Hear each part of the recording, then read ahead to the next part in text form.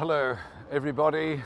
Life is slowly returning to normal in our lives.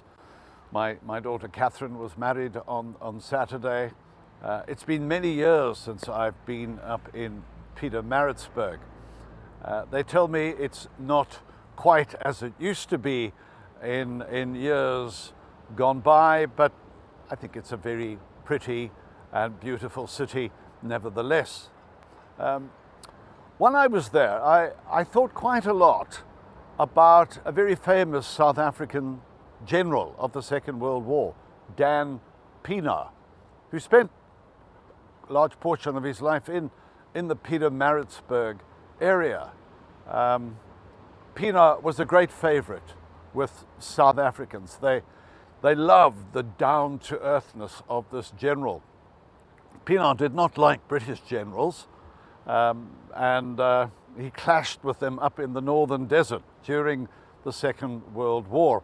Now, Pienaar was in a Boer War concentration camp, and whilst he was there in that concentration camp, his mother was on a farm, and British army came, took all these Boer women and their children and put them in the camps, and we know what happened to many of them. It's a real blight on our historical past. But Pienaar, as a child, was injured, and he was admitted to the camp hospital along with other injured British soldiers. The injury to his leg was so serious that at one point they thought they might have to amputate this little boy's leg. He was only 5. And later years he remembered how at one point a British soldier picked up this little Boer child and took him into a church in the camp. And there he went up to the altar with this boy in his arms.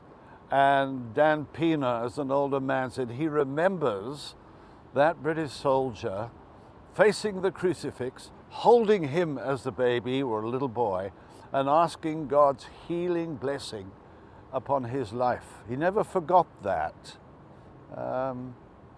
But interestingly enough, many years later, he fell in love, did Dan Pienaar. Now he's a young man. He fell in love with a young girl from Pietermaritzburg.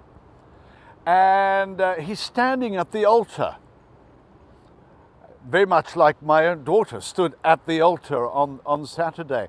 And as he's standing at the altar, Dan Pienaar begins to have a sense that he's been here before, that where he is standing with his bride is familiar. And as he's standing there, looking and listening, he realizes that he's standing at the very place where, as a Boer child, he had been lifted up and presented to the Lord for a healing and a blessing. That's astonishing. And I was there in Maritzburg and thought about that as a child, and now as a young man, the same spot. That's not just a coincidence, you know. Sometimes the Holy Spirit leads us in wondrous ways. We don't always understand, but as we look back through all the ups and downs of our lives, it is so often the case that we can see and discern the working of the Holy Spirit in our lives.